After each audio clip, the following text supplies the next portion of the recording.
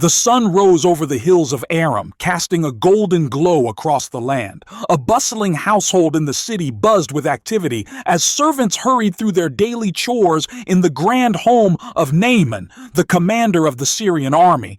Among the servants was a young girl from Israel, taken captive during one of Syria's raids. She moved quietly, dutifully completing her tasks, but her heart carried the weight of memories from her homeland. This servant girl had once lived in a peaceful village in Israel. She grew up hearing stories of the God of Israel, a God of miracles and power. Those stories told by her mother were a source of hope and strength in her childhood. But now, far from home, in a land where idols were worshipped and foreign customs ruled, she clung to those memories like a lifeline. The household, though rich and powerful, was overshadowed by a quiet but growing despair. Naaman, the mighty commander, suffered from leprosy. His strength and victories in battle were of little comfort against the relentless spread of the disease. Whispers of Naaman's condition traveled quickly among the servants. They spoke in hushed tones while preparing meals or tending to the household. "The patches on his skin are getting worse," one said. "Even the best physicians can't help him," another added. The servant girl, though young and far from her homeland, listened to these murmurs with a heavy heart. She had seen Naaman from afar, standing tall in his armor, commanding respect and fear.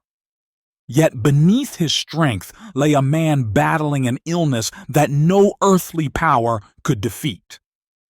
One day, as the girl passed through the courtyard, she saw Naaman himself. He stood alone, gazing at his hands, where the telltale signs of leprosy were spreading. His broad shoulders, once a symbol of strength, seemed to sag under the weight of his condition. She paused, hidden in the shadows, her heart stirred with a mixture of compassion and conviction. In that moment, she thought of the stories she had heard about the prophet Elisha back in Israel, a man who performed miracles through the power of God. Could he help Naaman? Could the God of Israel, the God of her ancestors, heal even this great commander of Syria? The opportunity to speak came the next morning. As Naaman's wife prepared for the day, the young girl gathered her courage and approached her. Her small voice, trembling but determined, broke the silence. "My lady," she said, "if I may speak." Naaman's wife turned, her expression curious but kind. "What is it, child?" The girl hesitated for a moment, then said, "There is a prophet in Israel. His name is Elisha. He serves the God of Israel, and they say he performs great miracles. If my master were to go to him, he might be healed." Naaman's wife stared at the girl, her expression unreadable.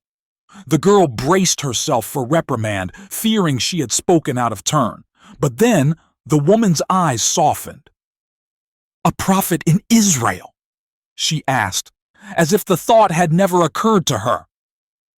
"Yes, my lady," the girl said. "He is a man of God, and if anyone can help, it would be him." Word of the servant girl's suggestion reached Naaman that same day. He listened in silence as his wife relayed the girl's words, his face unreadable. Though pride and skepticism warred within him, the hope of a cure was enough to outweigh his doubts. By the following morning, the household was alive with preparations for Naaman's journey. Servants loaded the chariots with gifts for the prophet, silver, gold, and fine garments. Soldiers readied themselves to accompany their commander on the long trek to Israel. The servant girl watched from the edges of the courtyard, her heart a mixture of anxiety and hope. She prayed silently that Naaman would find not only healing but also the truth about the God of Israel. As Naaman mounted his chariot, his gaze swept over his household. He caught sight of the servant girl standing quietly near the gate. For a brief moment, their eyes met. She couldn't tell what he was thinking, but she hoped her small voice had planted a seed of faith. The caravan set off, the sound of horses' hooves echoing across the stone courtyard. The servant girl remained at the gate, watching until the figures disappeared into the horizon. That night, as the house fell into an uneasy quiet, the girl knelt by her mat and whispered a prayer. God of Israel, guide him to your prophet. Show him your power so that he may know you are the true God. Though she couldn't see the outcome, she felt a quiet peace settle over her. She had spoken up, and now it was in God's hands. The caravan pressed on, winding through dusty trails and rocky hillsides under the sweltering heat of the sun. Naaman, seated in his ornate chariot, felt the full weight of his pride battling against the faint hope planted by his wife's servant girl. The young girl's words echoed in his mind, but doubt clawed at him relentlessly. He had fought countless battles, won the favor of kings, and earned the respect of armies.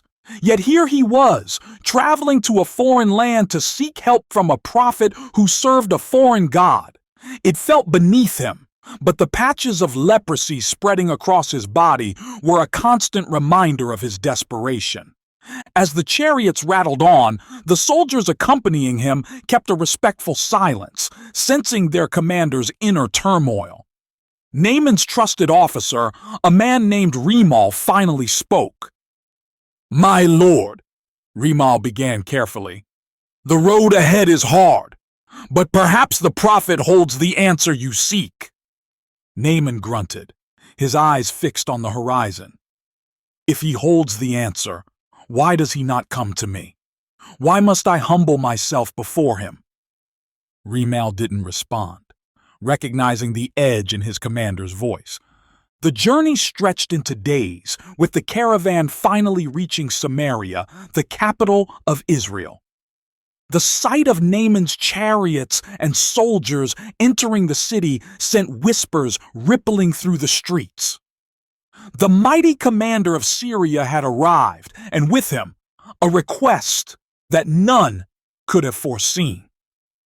Naaman marched into the palace of Israel's king, a letter from the king of Aram in hand. The letter was clear. "I am sending my servant Naaman to you so that you may cure him of his leprosy." The king of Israel read the letter, his face growing pale. He tore his robes, a sign of distress, and cried out, "Am I God? Can I kill and bring back to life? Why does this man send someone to me to be cured of leprosy? Surely he is seeking to pick a fight with me." Naaman's soldiers exchanged uneasy glances, their hands hovering near their swords. The commander's patience was running thin. "Is there no one in this land who can help?" Naaman demanded, his voice sharp and commanding. "Do not waste my time with excuses."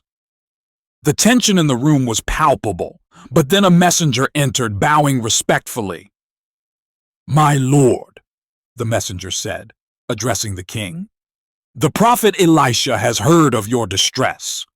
He sends word to bring Naaman to him, so that he may know there is a prophet in Israel." Reluctantly, Naaman left the palace and followed the messenger to Elisha's home. The journey was short, but his frustration grew with each passing moment. When they arrived, Naaman looked around at the modest dwelling, unimpressed. "This is it?" he muttered under his breath. He dismounted his chariot and stood waiting, expecting the prophet to come out and greet him with honor and respect. But instead, a servant appeared at the door with a simple message. "The prophet says, 'Go, wash yourself 7 times in the Jordan River. Your flesh will be restored and you will be cleansed.'" Naaman's face turned red with anger. "That's it?" he bellowed, his voice echoing in the quiet countryside. "I traveled all this way, and he doesn't even have the decency to meet me face to face. He sends a servant. Does he know who I am?" He paced furiously, his hands clenched. I thought he would come out to me, call on the name of his God, wave his hand over my skin, and cure me. But instead, he tells me to bathe in the Jordan. Are not the rivers of Damascus, the Abana and Pharpar, better than all the waters of Israel? Couldn't I wash in them and be cleansed?" Without waiting for a response, Naaman stormed back to his chariot. "We're leaving," he barked at his soldiers. As the caravan began to turn back, one of Naaman's servants rode up beside him, his expression cautious but determined. "My lord," the servant said, "if the prophet had asked you to do some great and difficult thing, would you not have done it? How much more, then, when he simply says, 'Wash and be cleansed'?" Naaman pulled his chariot to a halt, the servant's words cutting through his anger. He sat in silence, staring at the dusty road ahead. His pride screamed at him to leave, to reject the simplicity of the prophet's instructions. But deep down, a small voice urged him to reconsider. He turned to his men, his jaw clenched. "Take me to the Jordan," he said, his voice low but steady. The caravan changed direction, heading toward the river. When they arrived, the soldiers dismounted, their eyes on their commander as he approached the water's edge. Naaman stared at the river, its surface shimmering in the sunlight. It looked ordinary, unremarkable, hardly the setting for a miracle. Still, he removed his armor and stepped into the water, the coolness sending a shiver up his spine. The soldiers watched in silence as he dipped himself once, then twice, each time emerging unchanged. As Naaman prepared for the third dip, his doubts began to creep in. Was this all a waste of time? Was the prophet mocking him? But something deeper pushed him forward, a flicker of hope ignited by the words of the servant girl and the prophet's command. Back in Naaman's household, the servant girl went about her chores, her heart heavy with anticipation. She whispered prayers as she worked, asking the God of Israel to reveal his power and show her master the truth. "Lord," she prayed quietly, "let him see your hand at work. Let him know that you alone are God." As Naaman prepared for the seventh and final dip in the Jordan, the tension among his men was palpable. He submerged himself one last time, the water closing over him like a veil. When he rose, gasps filled the air. Naaman stood waist-deep in the Jordan River, water dripping from his armorless body. His soldiers and servants watched in tense silence from the riverbank, their expressions a mix of hope and skepticism. The mighty commander, known for his victories on the battlefield, looked vulnerable for the first time in their eyes. The first 6 dips into the river had yielded nothing but the coolness of water against his leprous skin. Each time he emerged, the white patches remained, a stark reminder of his condition.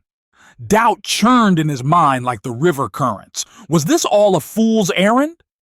Had he been humiliated by a foreign prophet for no reason? Naaman clenched his fists, his jaw tight as he prepared for the 7th and final dip. On the riverbank, one of Naaman's soldiers whispered to another, "Do you think this will work?" The other shrugged, keeping his eyes fixed on their commander. "If it doesn't, I'd hate to be the prophet who sent him here." The servant who had spoken to Naaman earlier leaned forward, his heart pounding. He had risked much by persuading Naaman to stay and follow Elisha's instructions. Now, like the others, he could only wait. Taking a deep breath, Naaman bent his knees and submerged himself beneath the surface of the Jordan. The water was cool and calming, wrapping around him like a veil. As he stayed under, his mind raced with thoughts of failure, shame, and desperation. Then, almost reluctantly, he pushed upward, breaking through the water. For a moment, everything was still. The men on the riverbank stared, holding their breath as Naaman examined his arms. He froze, his eyes widening in disbelief. The patches of leprosy were gone.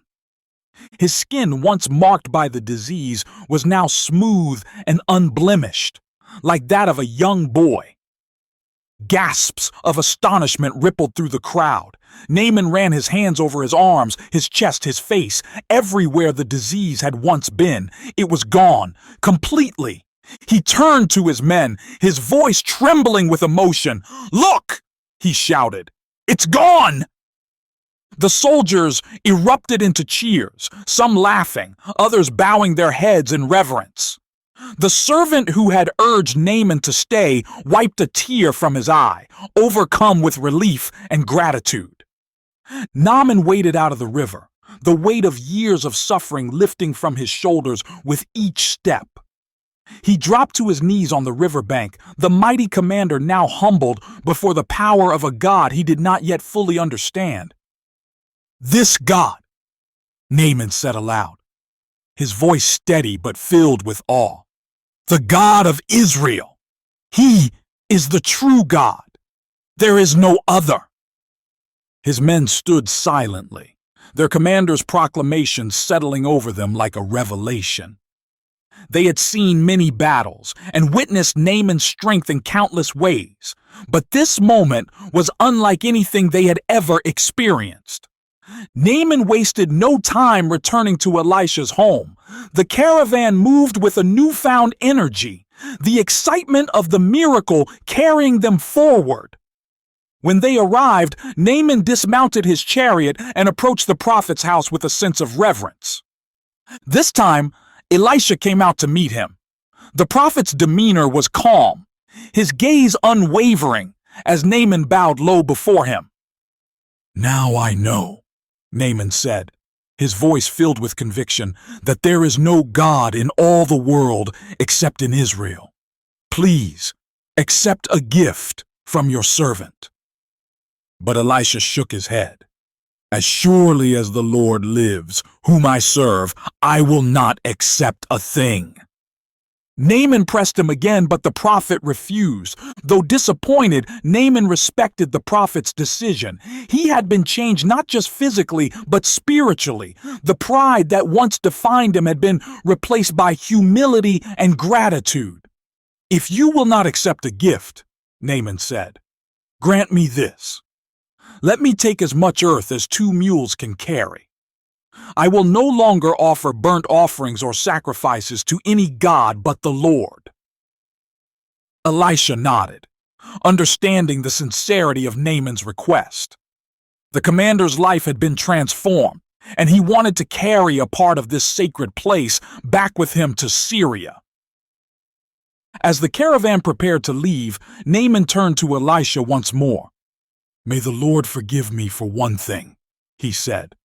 "When my master, the king, leans on my arm to bow in the temple of Rimmon, and I too must bow there, may the Lord pardon your servant for this." Elisha smiled gently. "Go in peace," he said. Back at Naaman's estate in Syria, the young servant girl waited anxiously. She carried on with her chores, but her thoughts remained on her master's journey. Would he return healed? Would he come back angrier than before? When the sound of chariots finally echoed through the courtyard, she rushed to the gate. Naaman dismounted, his face transformed, not just by his restored health, but by the peace and joy radiating from within. The girl's eyes widened as she saw him. She dropped her basket, her heart leaping with gratitude to the God of Israel. "Your God," Naaman said to her, his voice filled with emotion.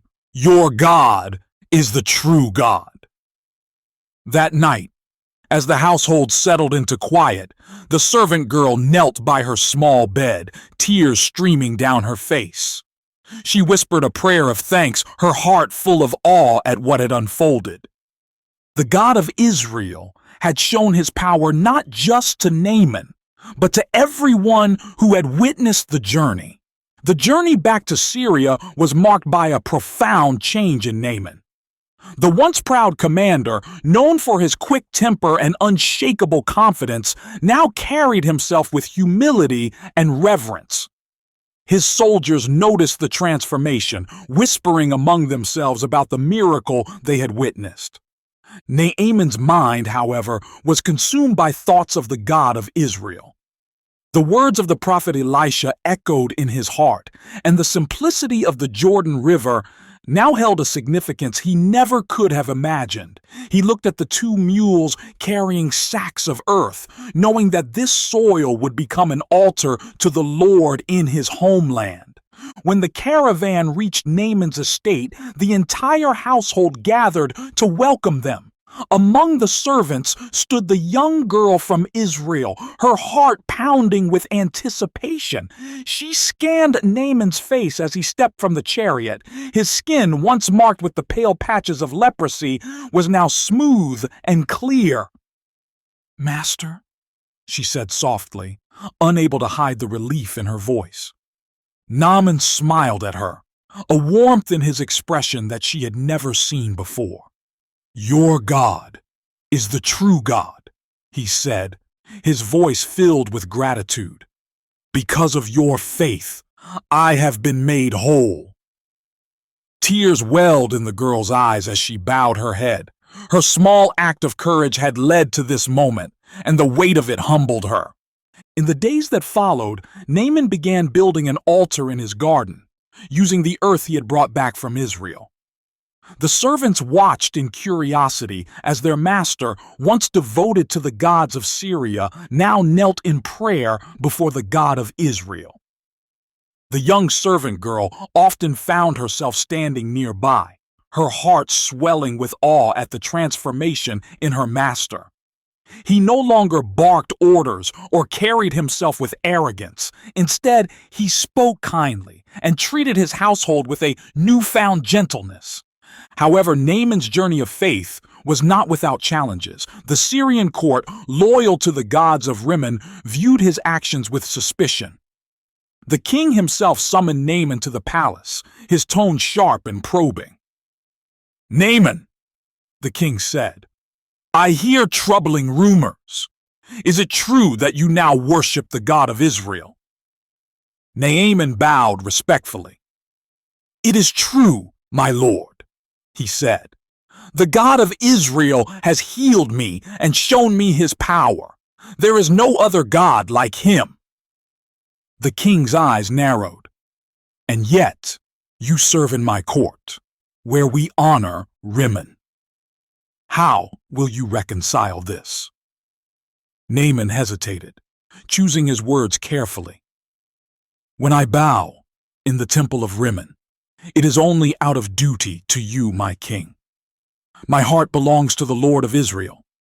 I ask his forgiveness for what I must do, but my loyalty to him remains unwavering." The king studied him for a moment, then nodded curtly. "See that you do not bring trouble upon my kingdom," he said, dismissing him. Back at the estate, the tension of the court seemed to melt away as Naaman knelt at his altar. The servant girl watched from a distance, her heart swelling with gratitude. One evening, as the household gathered for their evening meal, Naaman called for the girl. She approached hesitantly, unsure of what to expect. "You were the one who spoke up," Naaman said, his voice steady but kind. "You risked much to tell us of the prophet in Israel. For that, I owe you everything." The girl shook her head, her voice trembling. "It was not me, my lord.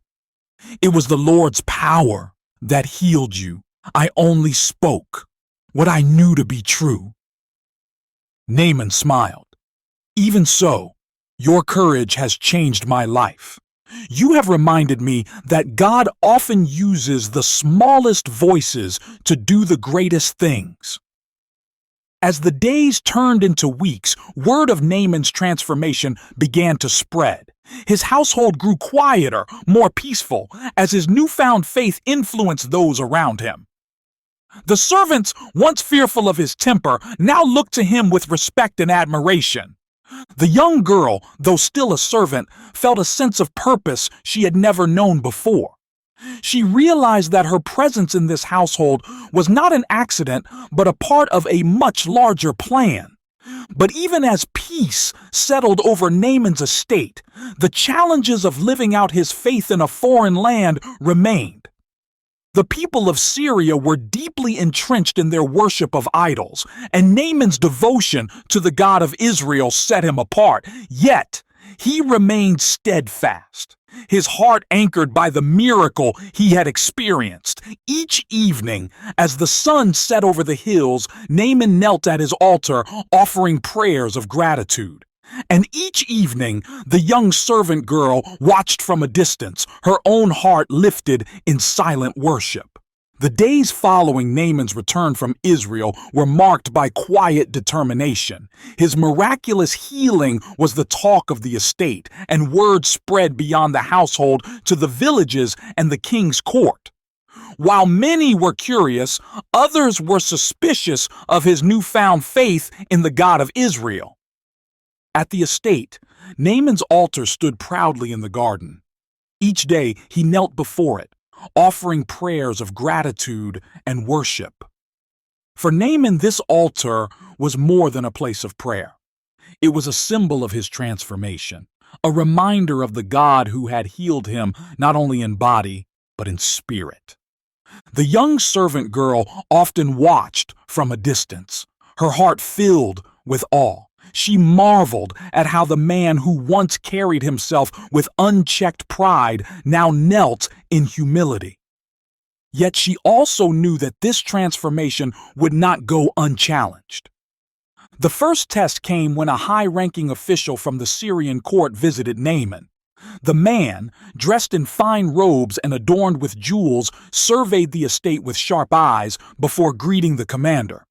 "Naaman," the official said, his voice formal but laced with curiosity, "I hear strange things about you. They say you've turned your back on the gods of Syria to worship a foreign deity." Naaman met his gaze evenly. "It is true," he said. "The God of Israel healed me when no one else could. He is the one true God, and I will worship him alone." The official's expression darkened. "Do you forget your position, Naaman? You serve the king of Syria, who bows to Rimmon. How can you defy the traditions of our land?" Naaman's jaw tightened, but his voice remained calm. "I serve the king loyally, as I always have, but my heart belongs to the Lord. When I bow in the temple of Rimmon, it is out of duty, not devotion. I pray that the Lord will forgive me for what I must do." The official studied him for a moment, then gave a curt nod. "See that your actions do not bring dishonor to the king," he said before departing. The encounter left the household uneasy. Servants whispered about the tension, wondering if Naaman's faith would lead to trouble. The young servant girl listened quietly, her heart heavy with concern. She prayed fervently, asking God to give Naaman strength to stand firm in his faith. One evening, as the household prepared for supper, Naaman's wife approached the servant girl. "You have been quiet," she said gently. "Are you worried?" The girl hesitated, then nodded. "I pray for him, my lady," she said. "Faith is not easy when it stands against the world." Naaman's wife placed a hand on her shoulder. "Your prayers mean more than you know," she said. "They have already changed his life." As the weeks passed, Naaman's faith continued to grow. He spent time in prayer and sought to learn more about the God of Israel. The servant girl, though young, became an unexpected source of wisdom. "Tell me," Naaman asked her one evening as they stood in the garden, "what do you know of the God of Israel?" She hesitated, then said, "He is faithful, my lord. He delivered my people from Egypt, parted the sea, and led them through the wilderness. He is powerful, but he is also compassionate, He hears the cries of his people." Naaman nodded, his expression thoughtful. "And yet, he sent me to the Jordan, a simple river, to find healing," he said. The girl smiled. "He often uses simple things to show his greatness," she said. But not everyone in the household was supportive of Naaman's transformation. A group of servants loyal to the gods of Syria began to spread rumors, questioning his leadership and loyalty to the king. One evening, as Naaman knelt at his altar, a servant approached him with a warning. "My lord," the servant said, "there are those who seek to discredit you. They say your devotion to the God of Israel makes you weak."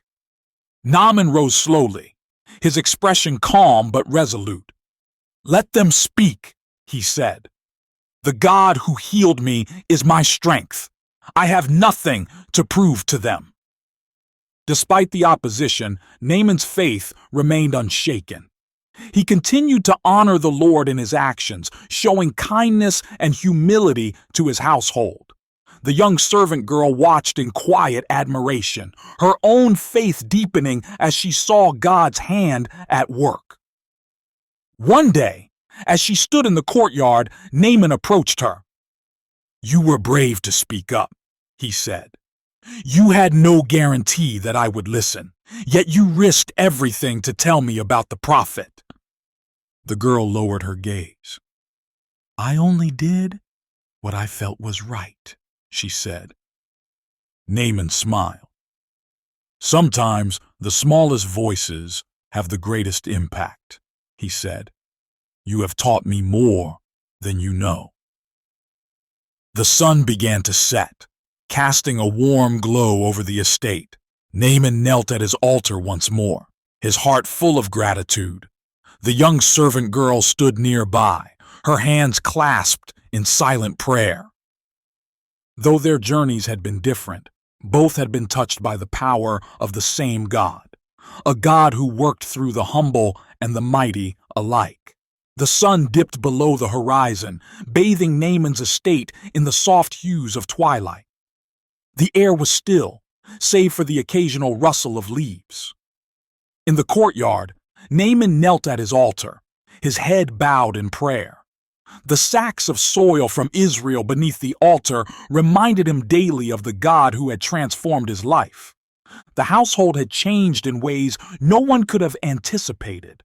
Naaman, once a proud and distant leader, now carried himself with humility and compassion. His faith in the God of Israel had become the foundation of his life, and his actions reflected a new spirit of grace and kindness. The young servant girl, who had been the spark of this transformation, continued her work quietly. Yet she could feel the ripple effects of her small act of courage. The other servants spoke less of Naaman's illness and more of his faith, and even the skeptical soldiers who guarded the estate began to show curiosity about the God of Israel. One evening, as the household gathered for supper, Naaman stood and addressed his servants and family. "I owe my life to the God of Israel," he began, his voice steady but filled with emotion. "But it was not the prophet who brought me to him. It was this young girl who spoke boldly and trusted in her God. She changed the course of my life." All eyes turned to the servant girl, who felt her cheeks flush with surprise. She had never sought recognition for what she had done. She only wanted to obey the God of her ancestors. Naaman smiled at her. "Your faith taught me humility, and your courage showed me the power of a simple truth. I will never forget what you have done." But not everyone in the household welcomed the changes with open hearts. A few servants, loyal to the gods of Syria, still whispered among themselves. They questioned Naaman's new faith, believing it weakened his authority. One servant, emboldened by jealousy, approached Naaman one morning. "My lord," the servant said, his tone respectful but laced with insincerity, "there are those who say you are neglecting the gods of our land. They fear you have turned your back on your people." Naaman fixed the servant with a calm but firm gaze. "I have not turned my back on my people," he said.